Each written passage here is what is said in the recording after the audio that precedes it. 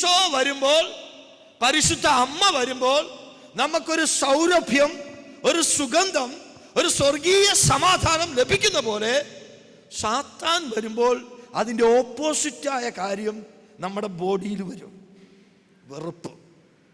വെറുപ്പിൻ്റെ ഭാഗമായ ദുർഗന്ധങ്ങൾ വരും. അപ്പോൾ അതുകൊണ്ട് മക്കളെ, നിങ്ങൾ അഴുക്ക് കാണുമ്പോൾ ദൈവം നിങ്ങളുടെ പുറകെ വന്നിട്ട് കണ്ടുപോരുത്, നിന്റെ കണ്ണിയെ കുത്തിപ്പൊട്ടിക്കും എന്ന് പറയത്തില്ല. തൻ്റെ ദൂതനെ അടിച്ചങ്ങ് കൊല്ലാൻ പറയത്തില്ല. എൻ്റെ മക്കളെ, നമ്മളെ ഇത് കാണിക്കുന്ന സാത്താൻ ഒരു ഉദ്ദേശമുണ്ട്. നമ്മുടെ ഉള്ളിൽ അവന് കയറണം.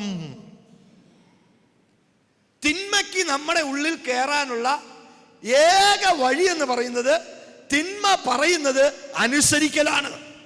അനുദിനം നമ്മൾ ഉപയോഗിക്കുന്ന വസ്തുക്കളിലൂടെ, നമ്മൾ കുടിക്കുന്ന വെള്ളങ്ങളിലൂടെ, കഴിക്കുന്ന ഭക്ഷണങ്ങളിലൂടെ, നമ്മൾ ഉടുക്കുന്ന വസ്ത്രങ്ങളിലൂടെ, നമ്മൾ ധരിക്കുന്ന ആഭരണങ്ങളിലൂടെ, എന്തിന് നമ്മുടെ ഹെയർ സ്റ്റൈലിലൂടെ പോലും സൈറ്റാനിക് സിസ്റ്റത്തിന്റെ ഭാഗമായി നമ്മൾ മാറുന്നു എന്നതാണ് ഈ കാലഘട്ടത്തിന്റെ ഏറ്റവും വലിയ ദുരന്തം.